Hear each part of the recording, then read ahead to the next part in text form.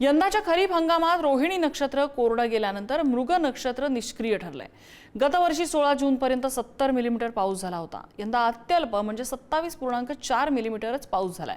ही तूट तब्बल 74% इतकी आहे। खरीप हंगाम संकटाच्या उंबरठ्यावर उभा राहिलाय। पावसाअभावी पेरण्या रखडल्यात। अल निनोच्या सावटाने शेतकऱ्यांमध्ये चिंतेचं वातावरण आहे। त्यामुळे शेतकरी पुन्हा एकदा आर्थिक दुष्टचक्रामध्ये सापडण्याची शक्यता आहे।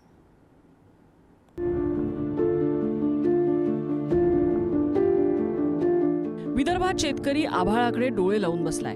मराठवाड्यात पेरणीची मशागत झाली आहे, पण बियाणं जमिनीत टाकायची हिम्मत होत नाहीये। तर पश्चिम महाराष्ट्रात धरणांकडे बघून चिंता वाढतीये।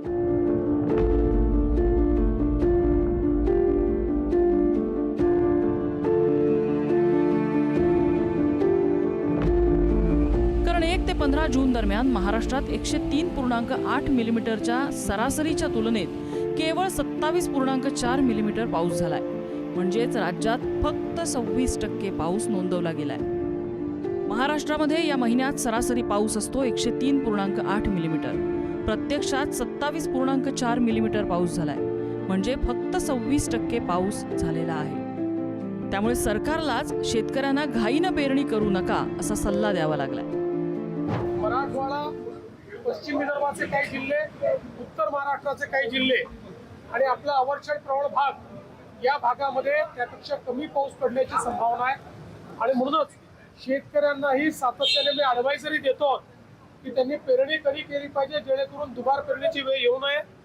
प्रयत्न आहेत की कमी पावसातही जेवढं जास्तीत जास्त त्या ठिकाणी नुकसान टाळता येईल, जेवढं कमीत कमी नुकसान होईल तेवढं झालं पाहिजे असा प्रयत्न चालू आहे। पावसाची ही दडी आता शहरांनाही महागात पडायला लागली। मुंबईला पाणी पुरवठा करणाऱ्या 7 तलावांमध्ये केवळ 10.35% पाणीसाठा शिल्लक आहे। हा साठा अवघ्या 40 दिवसांसाठी पुरेल अशी परिस्थिती निर्माण झाली। त्यामुळे पालिकेने नव्या बांधकामांना पाणी पुरवठा बंद केला असून उद्योग आणि व्यावसायिक आस्थापनांच्या पाणी पुरवठ्यात 20% कपात करायचा निर्णय घेतलाय।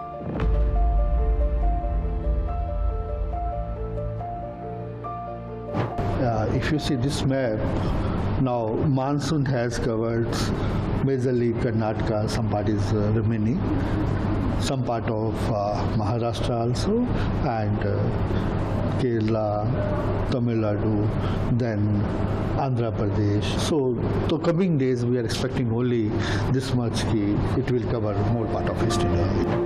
18 जून नंतर काही भागात पावसाची तीव्रता वाढण्याची शक्यता आहे। मात्र व्यापक दिलाशासाठी अजूनही प्रतीक्षा करावी लागू शकते। राज्यातल्या मोठ्या धरणांमधील साठाही गेल्या वर्षीच्या तुलनेत कमी झालाय।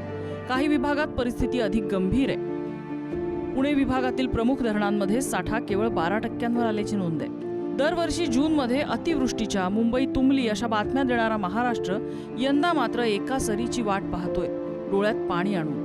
कारण हा प्रश्न फक्त पावसाचा राहिलेला नाही, तर तो पाणी, शेती आणि जगण्याचा बनलाय। ब्युरो रिपोर्ट, पुढारी न्यूज।